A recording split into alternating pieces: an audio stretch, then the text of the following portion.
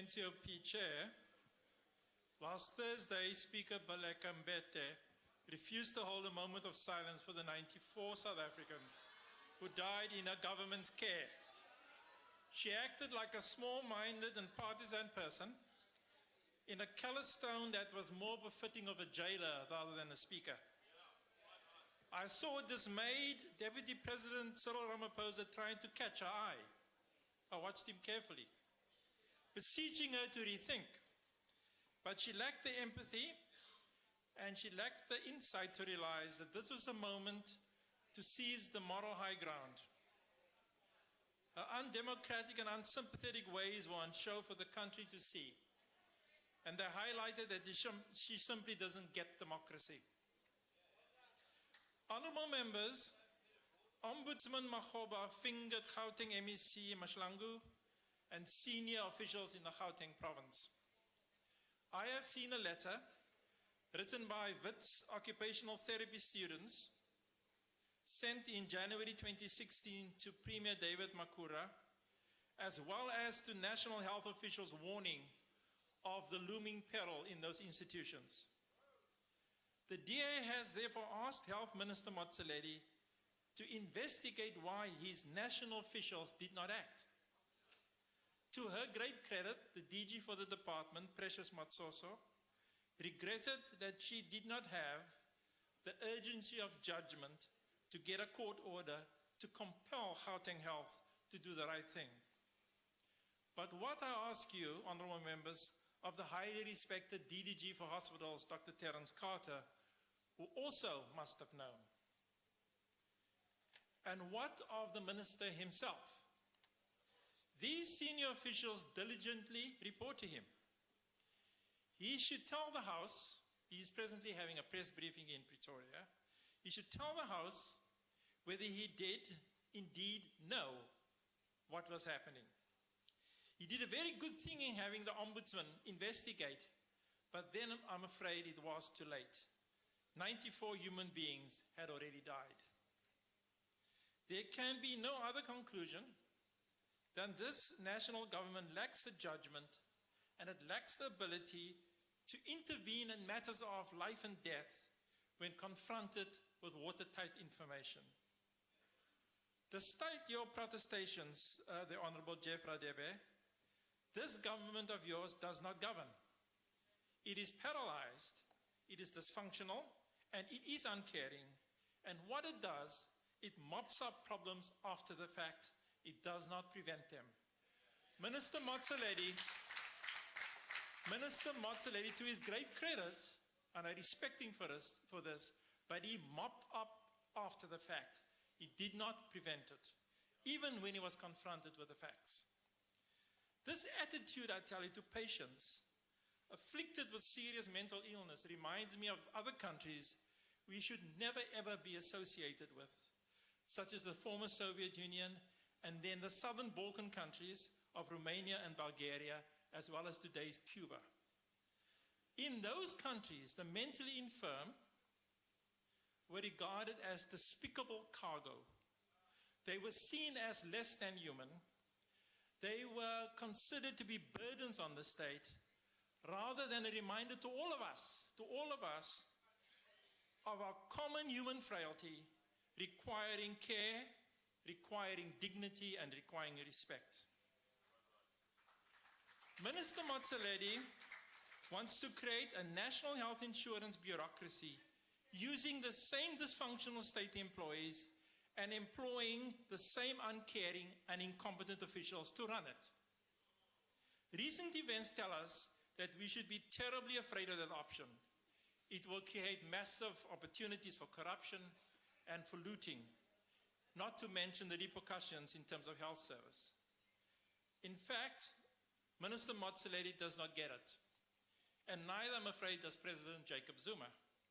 A single-payer national system of funding patients in the public and the private healthcare sectors will destroy the public sector because nobody will go there anymore, and it will flood the private sector because everybody wants to go there. Besides, he needs to triple his current budget to finance it, money that simply isn't there. The finance minister tells us all the time. The DA offers a simpler, a more practical model that requires no additional taxes. Called Our Health Plan, which you should read, it will radically improve the front line of care, offering far better maternal and childcare services, far better hospital management, far better ambulance and emergency services, an accelerated clinic building program for underserved areas, especially in rural areas, and expanded training of health and medical professionals. We propose financing the expanded programs by bringing the 17 billion rand of medical tax credits onto budget. We will introduce major reforms to medical aids so that they compete on price and they compete on quality of service and not who they can write up. We will reform the regulators so that they are free from political interference as well as ministerial diktats. The Health Minister Motsoaledi talks a lot, but he is incapable of deep structural reform. His ham-fisted efforts to intervene in the Council of Medical Schemes, the Health Professional Council, the South African National Council, and the National Laboratory Service have served only to deeply undermine them. The termination of the very capable Farid Abdullah's contract has sent the South African National AIDS Council, which the Deputy President chairs, into danger zone, leaving the Medical Research Council today as the still only credible body still standing. It is a noticeable absence that the President said nothing about HIV/AIDS in his speech. While our country is not doing badly on this issue, it remains an ongoing national concern requiring the hands-on involvement of political leaders at the highest level in managing this epidemic. The fact remains that HIV/AIDS is not burning out because of the continually rising infections, especially among young women, which is a cause for great concern. Honorable members, our young people, the lost generation, are denied access to opportunities because they are not able to get the quality health care they need. The failure of our current healthcare systems fails young South Africans too. It is yet another impediment keeping the youth from realizing their potential. NCP Chair, we are training South Africans as doctors in Cuba on an ever-expanding scale. But Cuba is a country which does not specialize in HIV and tuberculosis medicine, which is our country's greatest health burden. I am hopeful, honorable members, that change is coming. Change that will help address our country's quadruple burden of disease. This change will be built on the back of our up-and-coming young medical professionals, the interns who do not deserve the intern placement debacle of last year. What they do deserve is the courtesy which was originally promised to them of having a say on their internships and community service placements. They also deserve proper administration and a decent mechanism to inform them of available jobs after they have completed their community service. Change will be built on the back of young South Africans, like the WITS University's occupational therapy students who cared enough about the issues to write a letter that, if taken seriously, could have prevented so many deaths. These young, committed and diligent and clever people, black and white, male and female, represent hope for the future.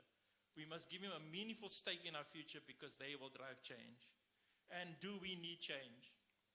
The Zuma administration wasted the little democratic momentum South Africa had after former President Mbeki's time.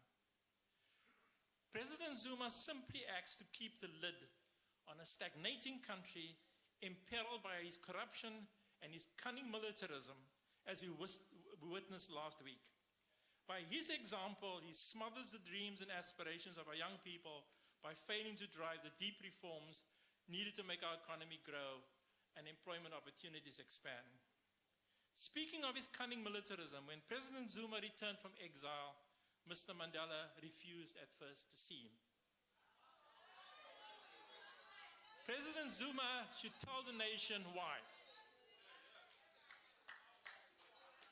Since I have 10 seconds, I'd like to read a quote from a newspaper about the Honorable Bongani Mkongi, which said, join the ANC in Cape Town today and burn down the billboard saying Zuma must fall.